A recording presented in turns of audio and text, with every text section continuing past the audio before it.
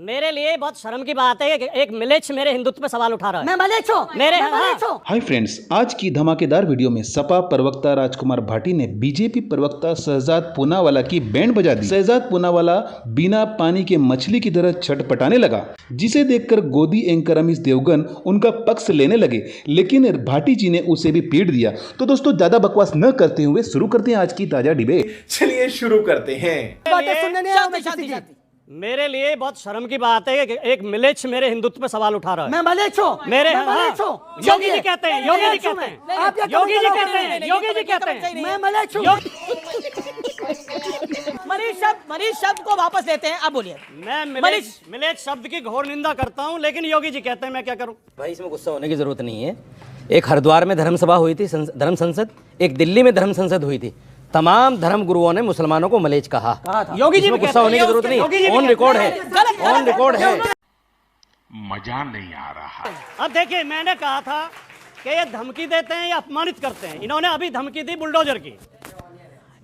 उत्तर प्रदेश की सरकार ने मेरी पार्टी के नेता, मेरे नेता आजम खान साहब के खिलाफ 100 मुकदमे दर्ज कराए, जिनमें 80 फर्जी सिद्ध हो चुके हैं कोर्ट में। उनके खिलाफ फर्जी मुकदमे लिखाए। आजम खान किसी ने रोते देखे? मोहित खान को किसी ने रोते देखा? अखिलेश यादव किसी ने रोते देखा? जिसकी ये धमकी दे रहे हैं बुलडोजर की, वो बाबा संसद के अंदर आंसुओं से रोया था खड़े होकर। अरे बाप रे, ये तो धोती खोल रहा है। पुलिस की 151 की कार्रवाई में इतने बहादुर है ये। जब ये सत्ता में है तो धमकी देते हैं, और जब ये सत्ता में नहीं होता तो रोते हैं, ये गिड़गिड़ाते हैं, ये हाथ जोड़ते हैं। ये इतने कायर हैं, इतने कायर लोग हैं ये। मजा आया।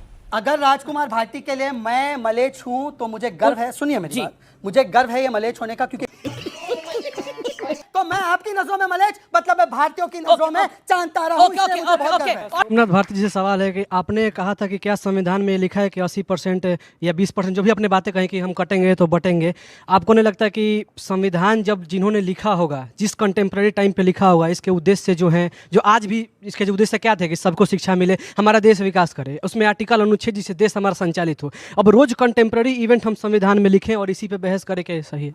अभी बता था अभी इसी नोएडा में एक युवराज बच्चा जो हिंदू था, वो गड्ढे में गिर गया और 2.5 घंटा चिल्लाता रहा, बचाओ बचाओ बचाओ।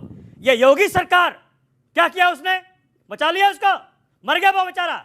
हिंदू था ना वो, जिसका ये ठेकेदारी लेते हैं, या मुसलमान है, वो भी बच्चा मर है। गया, जिसकी ठेकेदारी की बात करते हैं ये। दूसरी बात सुनिए मेरी बात, बच्चा बता रहा था, ये बाबा साहब का जो संविधान है बेटा, इसके कारण बचे हुए सारे, और ये डायनेमिक डॉक्यूमेंट है। इसको बाबा साहब ने कहा कि हम जब चाहें इसको अमेंड कर सकते हैं।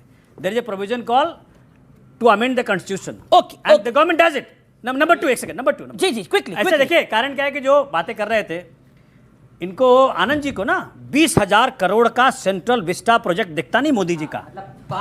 इनका 50 तो मान लो करप्ट है ना मोदी जी? मोदी जी करप्ट है ना? मान रहे हो? हाँ, करप्ट है ना? ऑफ कोर्स करप्ट है, मान रहे हैं? नहीं, मान रहे हैं? उंगली क्या दिखा रहे हैं? मोदी जी करप्ट है, आनंद जी मान रहे हैं।